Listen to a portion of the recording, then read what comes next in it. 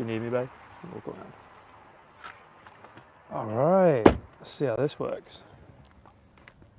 We are in York, and we are trying to charge up an electric car, which is quite a challenge in parts of Scotland. Every system seems to be different. Everyone wants a different kind of app. Everyone wants a different kind of payment. Everyone has a different kind of flow. So it's just a real intricate kind of balance to get a car working that's electric.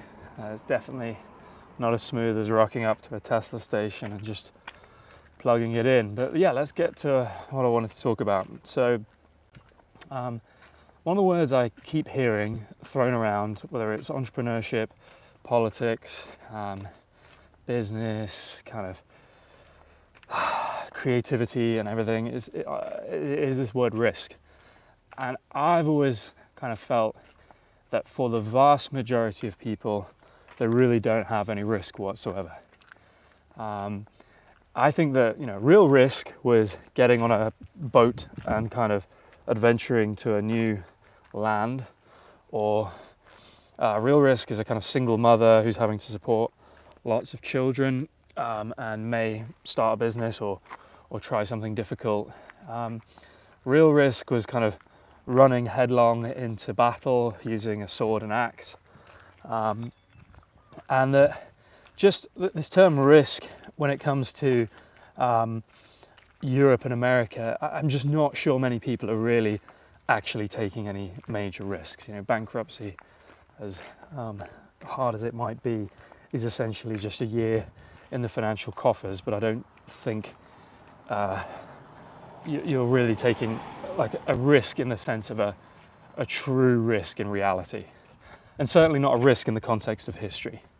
When you look at what people have done to forge nations, what people have done to build their homes, what people have done to defend their tribes in the past, if you just read any bit of history, when you talk about the soldiers who are getting on the beach in France, when you talk about what men and women are having to go through in many other regions of the world, in the Middle East and in South America and survival, those to me are real risks. And kind of one of these things I hate is when people aren't kind of aware of what a real risk looks like. So a real risk is getting cut up by a cartel in Mexico.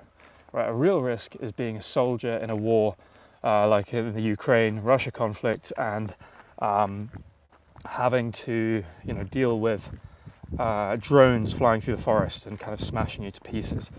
A real risk is like defending your family in sub-Saharan Africa where there's enormous conflict. Like a real risk is something much more significant. And I just can't say that I've ever taken like a true, real risk. I don't think I've risked my life for somebody else. Definitely risked my life for my own pleasure on the ocean. But I wouldn't say I've risked anything like, I'm just going to see if I can hold this against my chest and walk down here. A real risk is, like the worst thing that could have happened to me in my adventures in capitalism is I could have gone bust, gone home with my parents and started again. And I did nearly go bust a bunch of times. Well, twice. I nearly hit bankruptcy twice. And so I don't really feel like I've taken a real risk yet. I don't feel I've ever fought somebody to the death. I don't think I've ever, fought for my country.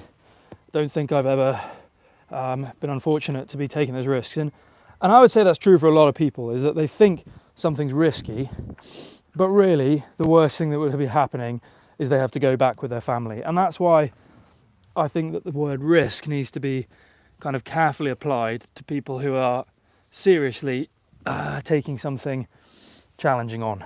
And I'm not sure I've ever done that. I've definitely risked my life with some activities. I've definitely, I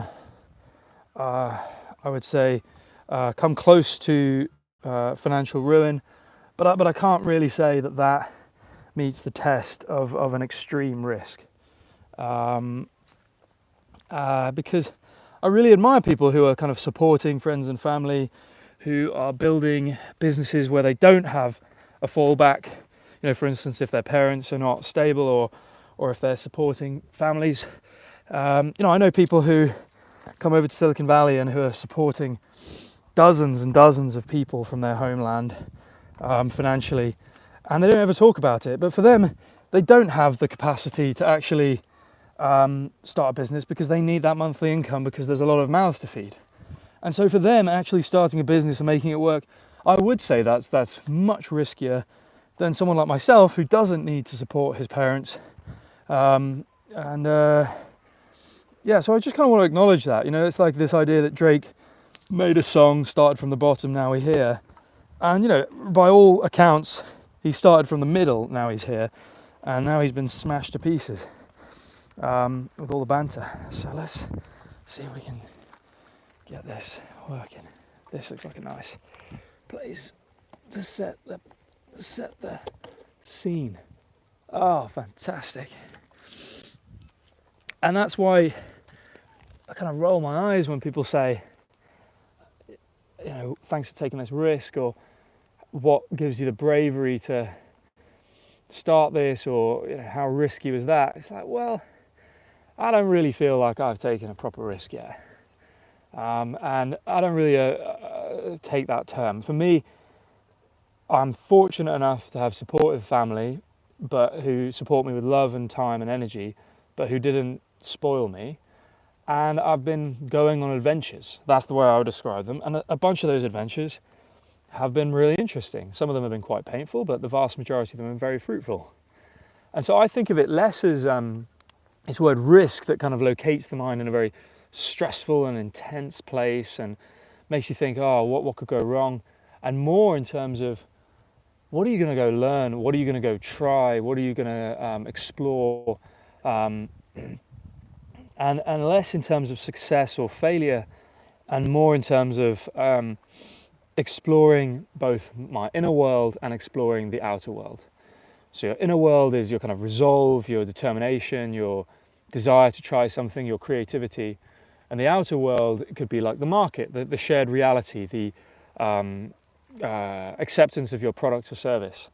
And that's really where I view business now, is business and capitalism and markets are essentially numbers applied to shared realities. And so Apple, obviously we all agree that this is an incredibly valuable company because it creates objects that every single one of us will subscribe to until we die.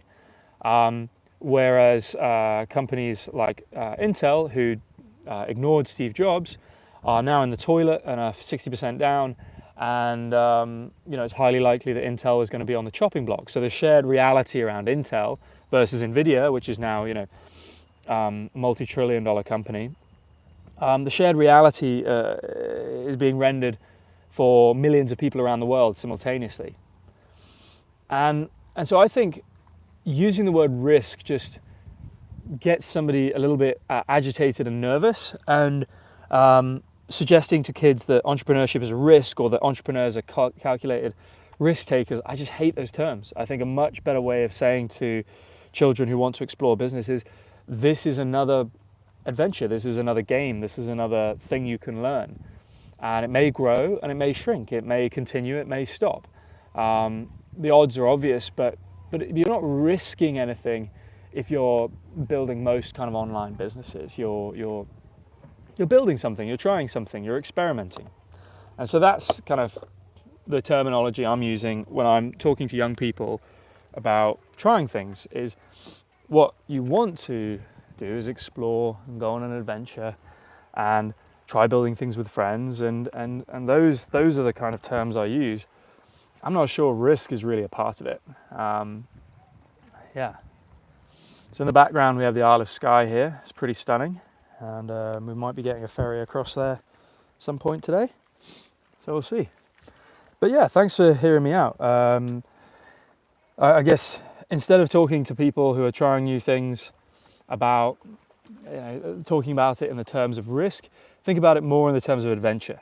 And that whatever you're doing, if you're taking a new job, if you're joining a science department, if you're building a new home, some people will refer to that as a risk, but I think it's much more interesting to refer to it as an adventure or a new exploration.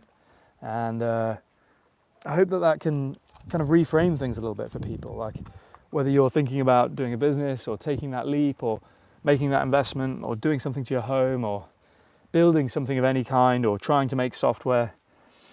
Think of it more as an adventure, and don't ever say to somebody who's living in a stable country and just trying things out that they're really taking a risk, because I just think that a bit of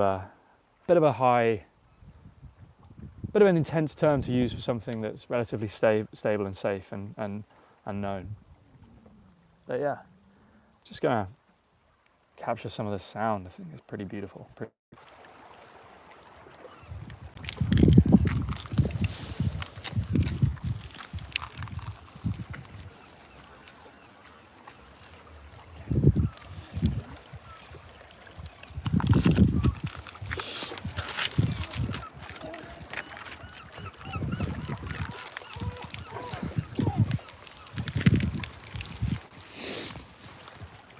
Fantastic. Well, thanks very much for joining me. This was fun. It's always learning something every day about these streams. And I hope you enjoyed this little set of ideas.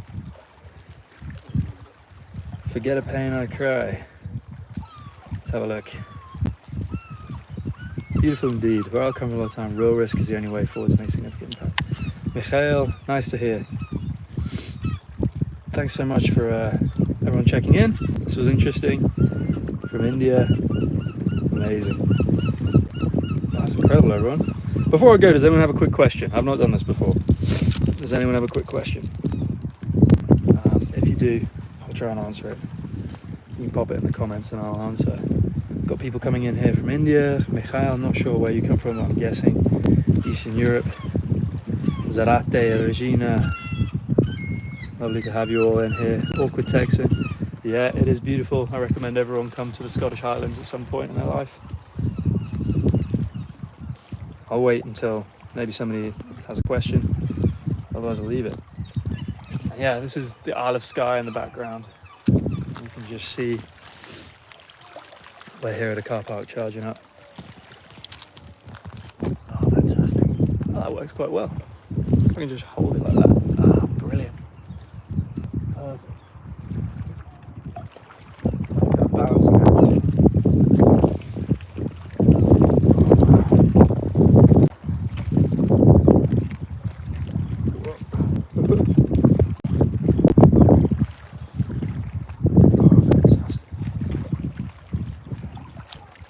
Ooh, a little bit losing grip.